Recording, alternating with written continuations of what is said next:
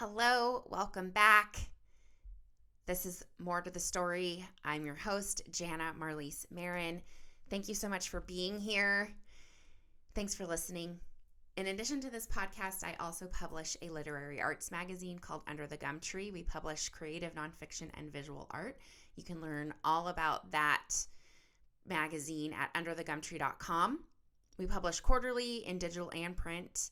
So check out underthegumtree.com for info on submitting and subscribing. And I'm also a book coach and editor for women writing nonfiction, and you can learn about my coaching services and working with me at my company website, moretothestory.co. That's right. Same name as this podcast. The podcast existed first, and then when I started my business, it felt like, well, I already have this name attached to the work I'm doing with writing and editing and publishing, so let's just go with it. And so we did. I did. This episode is brought to you by Cafe Santoro, and you've been hearing me talk about this on the last couple episodes. Cafe Santoro is my parents' coffee shop and roastery in Northern California. They roast their own custom whole bean coffee, and I have been helping them get an online shop available so that anyone can order whole beans from them anywhere right now it's just the country. We're only shipping to the United States, but I have had a couple requests, at least for Canada. I need to look into that, but it's really good coffee. I mean, you're going to hear me say that and think, well, you're biased because it's your parents, but I only drink decaf, as I've said many times, and when I first tried this decaf, I was like, whoa, can't believe how good it is. And I just recently gave some to a friend of mine who is trying to cut back on her caffeine. That's Wanda in the background. If you can hear her meowing, she always starts to get a little active when I start talking. So I recently gave a bag of decaf to a friend of mine who is trying to cut back on her caffeine. And when she tried it, she just was like, oh my gosh, this is so good. So if the decaf is that good, all of our other roasts are just as good as you can imagine. We have dark roasts, we have medium roast, we have light roast. And right now, everything is packaged and shipped by yours truly. So if you head on over to cafesantoro.com, cafesantoro.com/Janna, you will have an automatic 10% discount applied to your purchase, and you can support a small business in Northern California, a small boutique coffee roastery in Northern California. Okay. I'm still going through topics that came up from my time at the two conferences that I went to in March, this past March. This episode, you know what? I didn't even bother to check when this episode will air. I think we're still in April by the time this comes out. Maybe the last week of April. So I can still say that the conference was last month because I'm recording mid-April. So one of the things that came up that is just like a very practical component of writing and working on a book project, but writing in general, even if it's not a book project, is staying organized. How do you stay organized? And I don't mean with like your life and your appointments and your calendars and all the tasks and things that you have to do just to maintain your life or to like maintain clutter in your house or your office or your space. I'm not talking about that kind of organization. I'm talking about organization of material, your writing material. So if you've been writing for any amount of time and you're generating all this material and you have all of these Word doc files on your computer, or if you use a cloud-based word processing like Google Drive, Google Docs, or just like storing your files in the cloud, like on a app like Dropbox. How do you keep track and how do you stay organized? And this came up in particular with someone I spoke with at AWP because she's working on an essay collection, and she knows it's going to be an essay collection. She has about 12 essays so far. She's not quite sure how many total are going to be in the collection. But all of these essays that she has so far are not only in varying stages of completeness and needing work or revision, they're also in varying stages of being submitted. So she's got 12 essays, each with its own different kind of status around whether it still needs work, whether it needs to be revised, whether it's ready to submit, whether it's already been submitted. Excuse me. And so she sat down and she was telling me all of this. And she just was feeling like really scattered because in addition to this work on her essay project, she has a full-time job, and she also applies for funding, like grants and things for writers and artists, because she's also a visual artist. So in addition to her writing, she also is a visual artist. So she's got a lot of things going on, and I can see how it would be very easy if you're not naturally inclined to figure out a system for yourself. That could be very challenging to feel like your creative work is kind of all over the place and very scattered, and you can't keep track of it, especially when we're talking about writing, and so much of that material turns into something digital that sits on your computer, and it's not a physical thing that you can look at and put in a physical folder in your filing cabinet, and you kind of like lose track of what exists, where is it, kind of thing. So this is going to be, like I said, very practical. Like, let's talk this through. How do you stay organized? How does a person stay organized with all of their writing material, and even in this case, artwork that also has varying degrees of being done and ready to send out if there is that kind of work happening in the artwork. So, excuse me. I am recording in the morning, and I intentionally do it in the morning before I eat anything, because usually then I'm much more prone to have like air bubbles come up while I'm doing a lot of talking. And for whatever reason this morning, that's not happening. So that is not helping. I'm still getting air bubbles. Maybe it's the coffee that I had this morning. Excuse me. Okay, so as she was talking, and this is how my brain works. I mean, unfortunately, I can tell you what I suggested and how I sort of like visualized approaching this organization problem. However, it just kind of automatically comes to me when I hear somebody talk, or like I see something visually and it's very chaotic and very scattered. I just kind of like, my brain automatically goes into like sort, take away, organize, and just kind of like, it's like this animated process in my mind where it just like kind of automatically goes like if we could visualize a computer program running and just kind of processing all of this, my brain just kind of does that on its own. So I can't teach you how to do that. If you don't instinctively or naturally, you don't have that natural tendency on your own, fortunately I can't teach you how to do that, but I can walk you through how I would recommend approaching a problem like this, and give you some tips or some ideas about how you can implement it for yourself. I mean, when I say it out loud, it sounds pretty basic to me, but the fact that not everybody thinks the way that I do is reason enough to talk about it. Okay. So what I told to this gal was to just use a straight up standard spreadsheet. I use Google Docs. I like that it's on the cloud. I like that I can access it from my computer or my phone. I'm sure there are other platforms that do similar things, or if you prefer Word and Excel, you can create the document and then put it in a place like Dropbox so that you can still access it on both devices if you ever feel like you want to or you need to.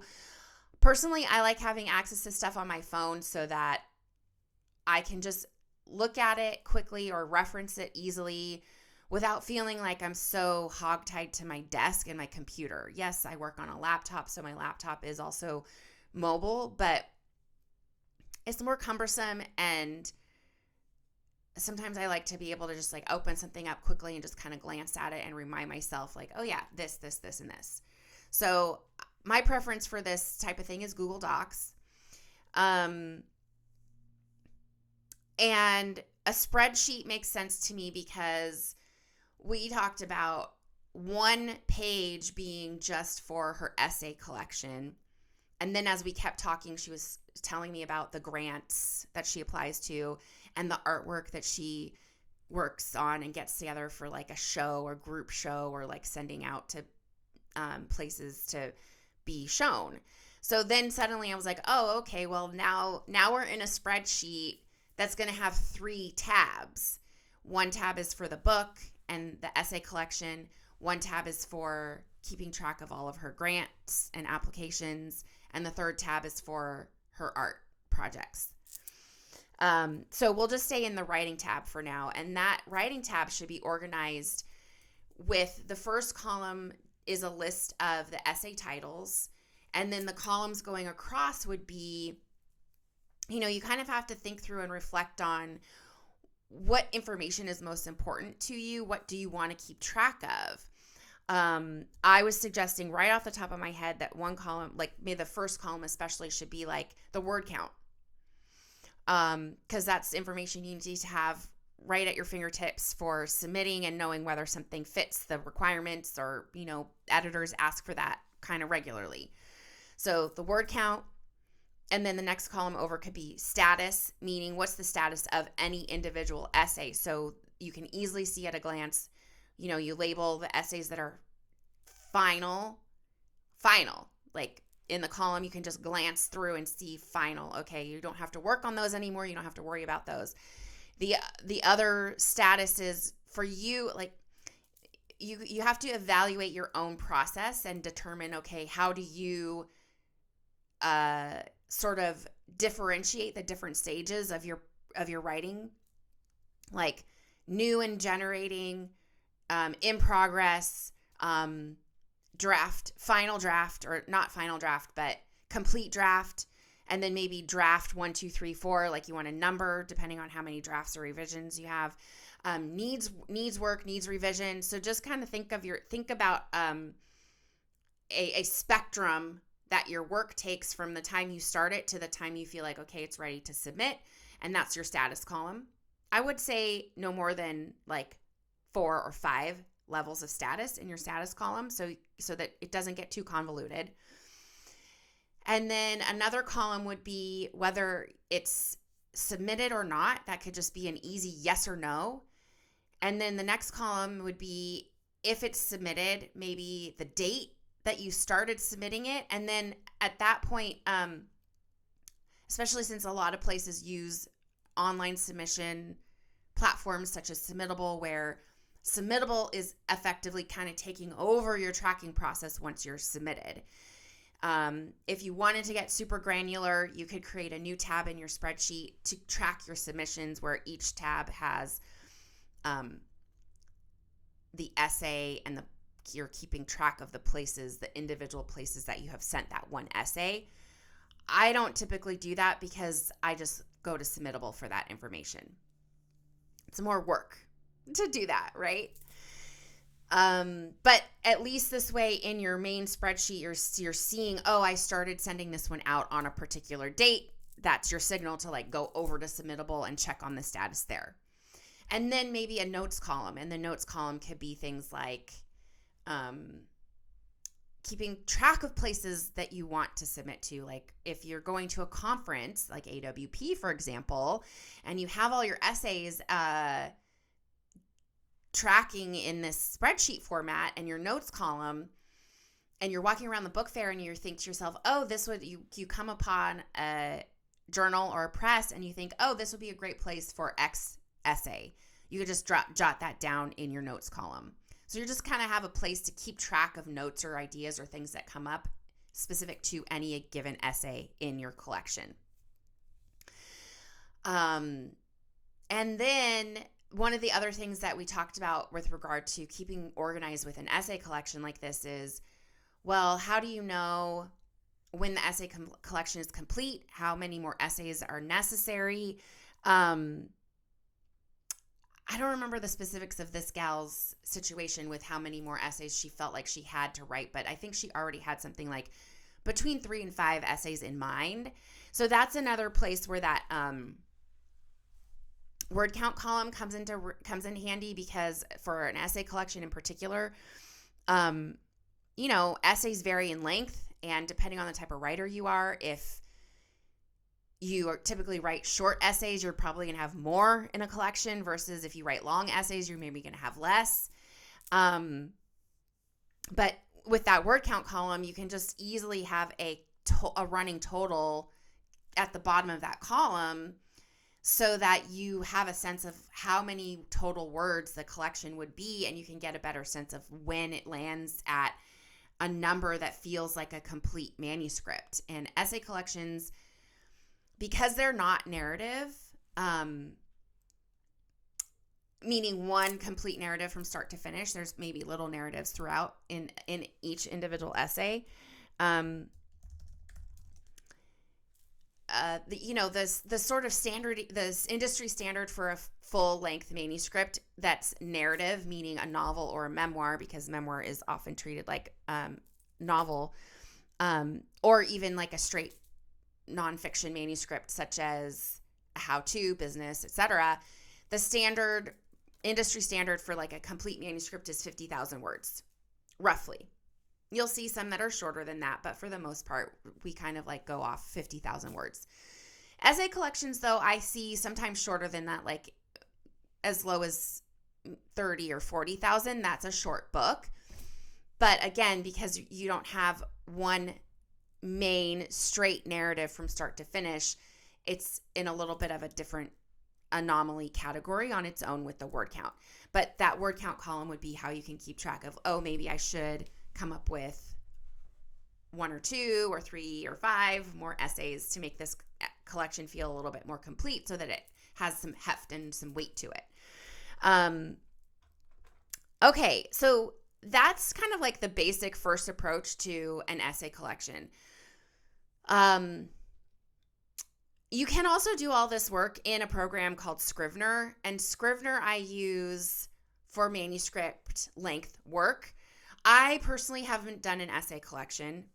And so depending on how many essays you have, like if there's fewer essays, for example, something like Scrivener may be a little too robust and too intense. Like right now, the person that I was using in this example was working on a collection that has 12 essays. She's maybe going to have a total of another 15 or like another 3 to 5, so somewhere between 15 and 18 essays. That's not a lot. And so a program like Scrivener may be a little bit too robust and too cumbersome. It's definitely very, very robust. It has lots of bells and whistles. It has lots of features. It's used a lot by fiction writers. It's used a lot by screenwriters because it's specifically designed for like really involved writing projects with like world building and character sketches and research and all this kind of stuff, which frankly, as a nonfiction memoir writer, I don't really use any of that stuff. I'll sometimes use the research feature, but the reason I like it for books is some of the status labeling that I was talking about with a simple spreadsheet and categorizing is something that Scrivener does really well. You can have multiple different types of labels or tags or keywords associated with segments of your material. There are views where you can look at the entire manuscript all together and it's one long running document. You can select one, it's a project, not a Word document. So in the sidebar, you can see all the individual sections that make up the project as a whole, which if you're working on a book would be like chapters. So if you isolate a chapter, you can see only those chapter pages instead of the entire manuscript from start to finish. You can, one of my favorite views is the corkboard view. So every section of the manuscript has a virtual index card attached to it where you can put things like the title, a quick little summary of what that section is about, keywords, label your status, label your category, and you can look at your corkboard view. It's exactly what it sounds like, where the view on your computer screen looks like a bulletin board with index cards laid out on it, and you can drag and drop and rearrange, and doing that with the index cards does that to the actual text pages of the document. So for me, it's just like this really amazing virtual visual organization tool. Imagine the work that you might do with Post-it notes on a wall. You're doing that virtually in a program like Scrivener. And I prefer to do it that way because it helps me to have that organization and that rearranging happening and attached to the material itself, rather than trying to recreate it with sticky notes and Post-it notes, and how that's not always directly aligned with the actual document, if that makes sense. So you can absolutely do all of that for an essay collection, but like I said, something that's not as long or involved as a full-length manuscript narrative book, you may not need something as intense, as involved as Scrivener. Okay, this may be one of the lesser engaging podcast episodes for this show, but I wanted to get into this just to have this place for you to get questions answered if this is something that you're working on, if this is something that you're struggling with, and know that this is something that a experienced and qualified book coach should be able to help you with. They should be able to help you sort of take a step back. Like it's the job of the coach to take a step back and kind of see the bigger picture and evaluate what's happening here, because it's something that you as the writer and the creative, you're like completely entrenched, and maybe you're even feeling like a little bit buried by all of your material, and you can't dig yourself out. You can't see the light at the top. You can't get above water enough to have a bird's eye view of what's happening and what the best approach is for how to organize and make progress. Like if you're feeling buried and disorganized by your material, you're going to be stuck and you're not going to be making progress, because you're spending all of your time just trying to figure out what you have, figure out what status each different section is. You're going to be trying to spin, you'll be spinning. If you can't figure out the organization for yourself, you'll be spinning your wheels trying to think about, well, should I use Scrivener? Should I use Google Docs? Should I use a spreadsheet? Like you're just kind of like in this spinning your wheels around just trying to make decisions. So if you're not organized, that's the thing that I've seen happen with clients. We're like, okay, let's just kind of like see what we have. Let's lay it all out in front of us. Let's systematize it. And now you can prioritize. Like with the spreadsheet example, one of the things that I love about a spreadsheet is, okay, you have every section or essay now labeled with the status. Now you can sort that sheet, and the grouping in the order of the essay titles is such that everything that needs work is grouped together, everything that's final is grouped together, and you can clearly see and prioritize where you need to spend your time.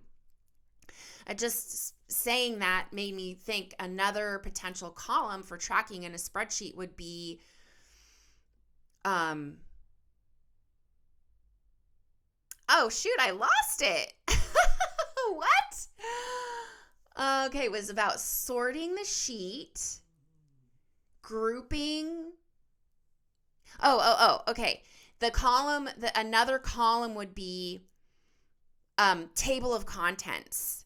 And then you just number that column according to the order you imagine those essays falling in your complete table of contents, so that if you sort the sheet by status, for example, everything's going to be grouped by status and out of order of the table of contents. But that way you can see easily, like, okay, I need to focus on and prioritize essays 3, 4, and 7. But now the order in your spreadsheet is out of order of the table of contents. But because you have a table of contents column, when you're ready, you can resort according to the table of contents, and now the sheet is back in the order that they're going to appear in the table of contents in the final collection. I hope that makes sense. So anyway, staying organized is important so that you can continue to make progress, okay? Like everything that I'm all about is, how do we get you making progress? How do we move you forward?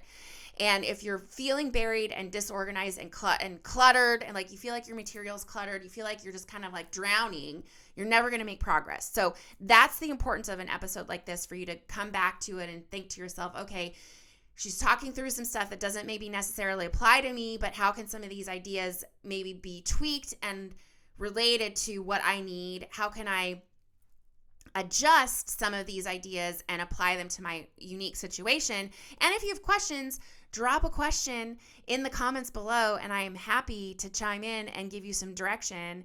I'd love to hear what you're working on. I'd love to hear how this was helpful for you, if it was helpful at all. And yeah, just help you move forward. Let's move forward. Let's get more books written. Let's get more books published. Let's get more stories by women out in the world, shall we? Thank you for being here. Thanks for listening. This has been More to the Story. I'm your host, Janna Maron. You can follow me on Instagram at Janna Marlise. You can follow Under the Gumtree on Instagram at No. You're going to follow Under the Gumtree on Instagram at Under Gumtree. Don't forget to visit Cafe Santoro, cafesantoro.com/Janna for 10% off your first purchase of boutique roasted whole bean coffee from Northern California. And the theme song was written and performed by my husband, Jeremy Marin. And if you want to be in the existential wine life world, follow him on Instagram at Existential Wine Guy. Thank you for listening. Thanks for being here. And we'll talk again soon on the next episode of More to the Story.